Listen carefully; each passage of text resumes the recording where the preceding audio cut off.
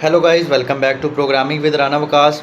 आज के video tutorial के अंदर हम लोग देखेंगे सर्चिंग की दो टाइप्स हैं हमारे पास। एक होती है BFS और एक हमारे पास होती है DFS। तो इस वीडियो के अंदर हम लोग डिस्कस करेंगे BFS को। BFS का दूसरा नाम है ब्रेथ फर्स्ट सर्च। ये अक्सर हम ग्राफ्स पे और ट्रीज़ पे ये ब्रेथ फर्स्ट सर्च को लगाते हैं। अब ये होती क्या है, उससे पहले हम देख लेते हैं। ये सामने जो मैंने AVL ट्री के ऊपर ये एग्जांपल आपको करवाने लगा हूँ कोड, ये बाइनरी ट्री के ऊपर भी हो सकती है, बाइनरी सर्च ट्री के ऊपर भी हो सकती है, AVL के ऊपर भी, और ये ग्राफ्स के ऊपर भी आप इसको इम्प्लीमेंट कर सकते हैं। अब यहाँ पे ये जो मैंने डाटा इंसर्ट किया है AVL के अंदर, अगर मैं इसका ट्री ड्रॉ करूँ आपके सामने, तो वो ट्री कुछ ये बनेगा कि सबसे टॉप पे मेरे पास 33 होगा, इसके लेफ़्ट साइड पे मेरे पास 9 आ जाएगा और इसके राइट साइड पे आएगा 53। और इसके अच्छा, ये मैं जो ट्री बना रहा हूँ ना, ये सारा एक एक करके इंसर्ट करेंगे तो रोटेशंस भी अप्लाई होंगी। तो ये रोटेशंस के बाद जब बैलेंस्ड ट्री बनेगा ना, ये मैं वो वाला ट्री आपके सामने ड्रॉ किया मैंने। तो इस जगह पे मेरे पास आ जाएगा 13 और इधर मेरे पास आ जाएगा 61 और यहाँ पे 9 के लेफ़्ट 8 के लेफ़्ट पे मेरे पास पड़ा होगा 7 और 13 के लेफ़्ट पे पड़ा होगा 11 और इसके राइट पे पड़ा होगा मेरे पास 21। और ये मेरे पास सबसे ऊपर टॉप पे रूट एलिमेंट है। अब ब्रेथ फर्स्ट सर्च ये कहती है कि आपने लेवल बाय लेवल सर्च करनी है और लेफ़्ट टू राइट आपने चलना है। मीन समझ लें कि अगर आपने 61 को सर्च करना है ना ट्री के अंदर, अब ये ट्री, अभी तो ये ट्री आपके पास बैलेंस्ड बाइनरी सर्च ट्री है, मतलब AVL ट्री। ये बाइनरी ट्री भी हो सकता है जिसके अंदर डाटा रखवाने की कोई ख़ास प्रॉपर्टी नहीं है। कि इसमें तो एक ख़ास प्रॉपर्टी है ना कि राइट साइड पे बड़ा डाटा आएगा, लेफ़्ट साइड पे छोटा डाटा आएगा। लेकिन बाइनरी ट्री की बात करें तो उसके अंदर इस तरह कोई कॉन्स्टेंट नहीं लगा होता।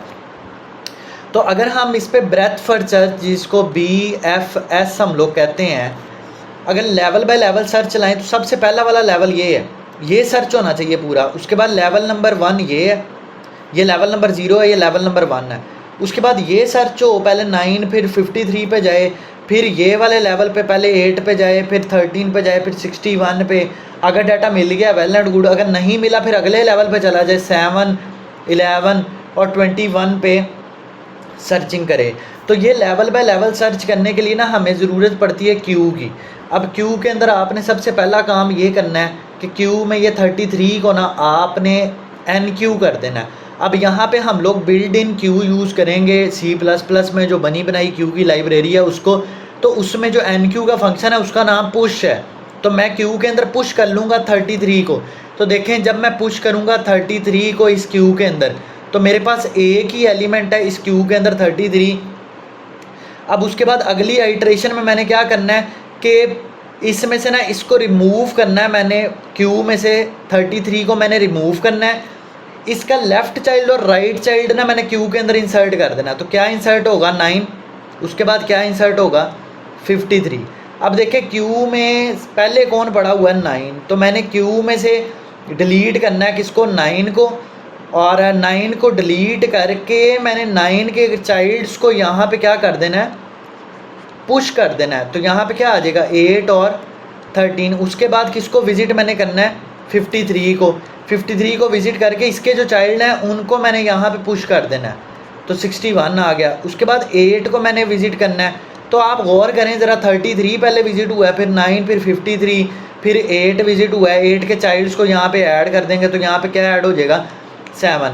ये काम आपने तब तक करते जाना है जब तक कि आपकी क्यू क्या नहीं हो जाती, एम्प्टी नहीं हो जाती। तो चलिए इसका हम कोड यहाँ पे लिखते हैं। तो कोड लिखने के लिए मुझे टॉप पे क्या चीज़ इंक्लूड करनी पड़ेगी, यहाँ पे मुझे लिखना पड़ेगा हैश इंक्लूड। जो बना बनाया डाटा स्ट्रक्चर है हमारे पास क्यू वाला, उसको हम यूज़ करेंगे।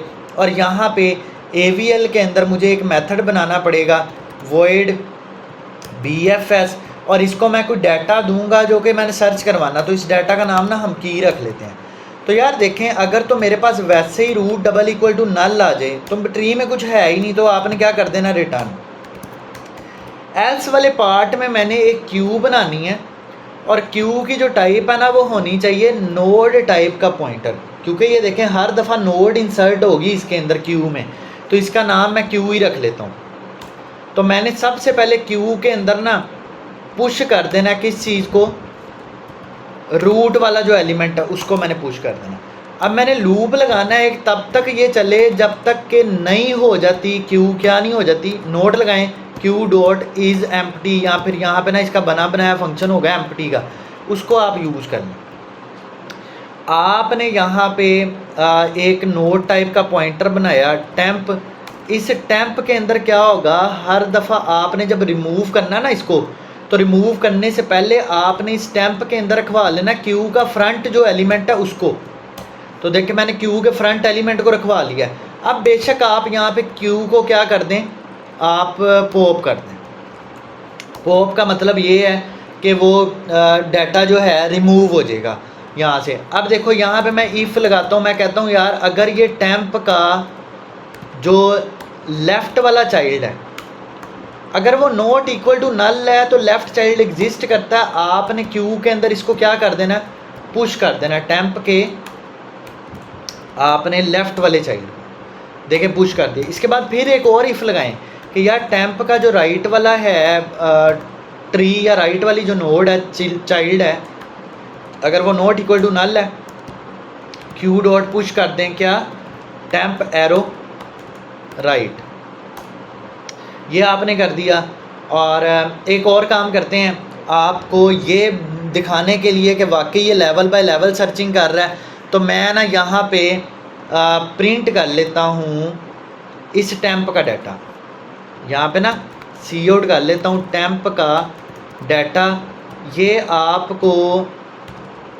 आपको दिखा देगा लेवल बाय लेवल क्या क्या नंबर हमारे पास आ रहे हैं। तो मेन से अगर मैंने इसकी कॉल भेजनी हो तो ये प्रिंट का फंक्शन मैं अभी कमेंट कर रहा हूँ, मैं कहता हूँ AVL.BFS और इसके अंदर मैं इसको कह देता हूँ यार सर्च करो 61 को। तो फ़िलहाल मैंने यहाँ पे कोई इफ़ की कंडीशन नहीं लगाई मैच करने के लिए इस की को 61 को, ये पूरे ट्री को विज़िट करेगा एक एक नोड को लेवल बाय लेवल। तो चलाते हैं इसको, F9 किया तो आप देखें लेवल बाय लेवल सबसे पहले क्या विज़िट होगा 33, तो यहाँ पे 33 है, फिर 9 और 53, फिर 8, 13, 61, फिर 7, 11 और 21। तो आप देख सकते हैं ये लेवल बाय लेवल ये ट्रवर्स कर रहा है ट्री को। अब यहाँ पे हम लगा लेते हैं इफ़, मैं कहता हूँ कि इफ़ अगर तो टेम्प का डाटा बराबर हो जाए किसके, इस की के, तो मैंने यहाँ पे ये मैसेज डिस्प्ले कर देना है कि जी मुझे ये वाला डाटा मिल गया, ये डाटा मुझे मिल गया। यहाँ पे लिख लेते हैं temp arrow data has been found, ये हमने लिखा और यहाँ पे लगा दें एंड एल। यार इसके बाद लूप नहीं चलना चाहिए, तो मैं यहाँ पे क्या कर देता हूँ, मैंने यहाँ पे वैसे ही कर दिया क्या, ब्रेक। और इससे पहले देख लें क्यू डॉट क्लियर का कोई मेथड है आपके पास, तो क्यू डॉट क्लियर का भी मेथड है, तो क्यू को भी क्लियर कर देंगे हम। तो ये क्लियर का मेथड, या हम देखते हैं इसका कोई रेज का मेथड हो क्यू का, देखते हैं कौन सा वाला मेथड हमारे पास है क्यू में से डाटा सारे का सारा डिलीट करने के लिए। तो क्यू डॉट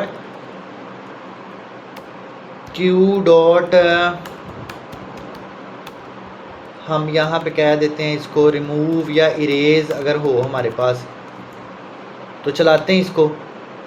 तो चलें, अगर मैं क्यू को इरेज किए बगैर इसको रन करता हूँ तो देखते हैं कि क्या डिस्प्ले करता है। तो मैंने 61 कहा था ना, अब 61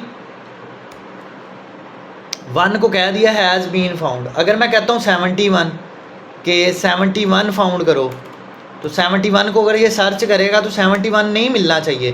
तो देखें कोई भी मैसेज डिस्प्ले नहीं हुआ।